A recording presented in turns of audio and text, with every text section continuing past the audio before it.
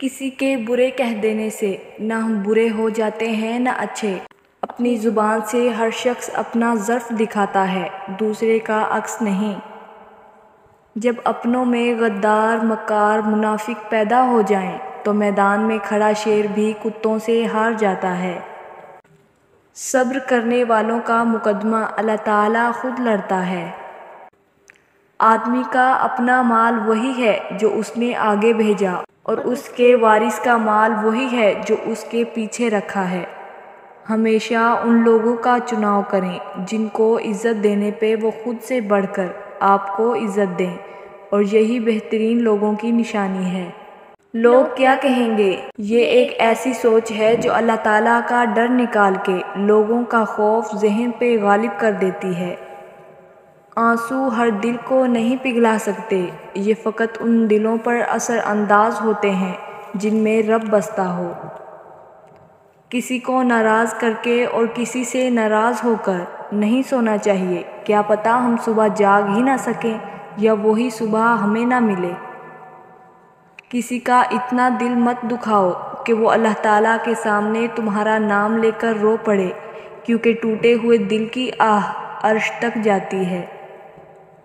تنہا ہونا یہ نہیں ہوتا کہ آپ کے پاس کوئی نہیں ہے، تنہا ہونا دراصل یہ ہوتا ہے کہ سب آپ کے پاس ہیں لیکن آپ کا کوئی نہیں ہے۔ جو دوسروں کو عزت دیتا ہے اصل میں وہ خود عزت دار ہوتا ہے، کیونکہ انسان دوسروں کو وہی کچھ دیتا ہے جو اس کے پاس ہوتا ہے۔ دلوں میں بسنے والے پھولوں جیسے ہوتے ہیں، دنیا سے چلے بھی جائیں تو پیچھے یادوں کی خوشبو چھوڑ جاتے ہیں۔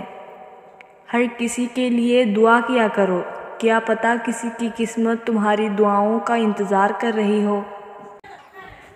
زندگی کے ہر موڑ پر صلح کرنا سیکھو، کیونکہ جھکتا وہی ہے جس میں جان ہوتی ہے، اکڑنا تو مردے کی پہچان ہوتی ہے۔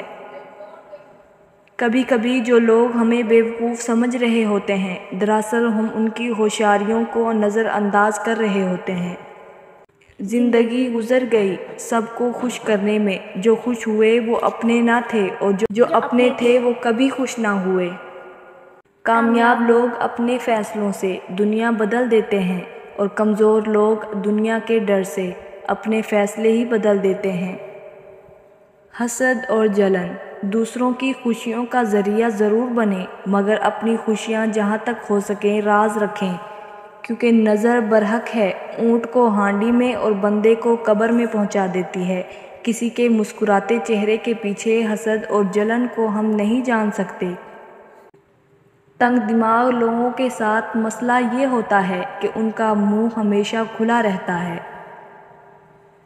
اگر اللہ نے تمہارے دل میں کچھ ڈالا ہے اور تمہیں دعا مانگنے کی توفیق دی ہے تو یقین رکھو نصیب میں بھی وہی ڈالے گا انشاءاللہ۔